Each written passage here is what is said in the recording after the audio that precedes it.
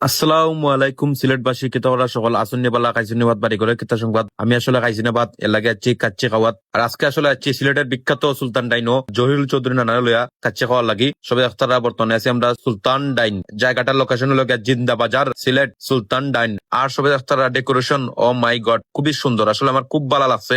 মানে খুবই সুন্দর রেস্টুরেন্ট, খুবই ইউনিক। যারা যারা ব্লগ ভিডিও ফটোশুট করেন টিকটক করেন তারা লাগে খুব ভালো। আর সবাই আখতারা আমরা খানি আসলে আগ থেকে রেডি। জহিরুল চৌধুরী নানার পরিচিত তাই ফোন দেখেও বলেছেন যে আমরা লাগি দুইটা কাচ্চি রেডি রাখো, আমরা আইও খাইলিমু কারণ আমরা টাইম শর্ট। আসলে খুব ভালো খানি হয়েছে, খুব মজা লাগছে।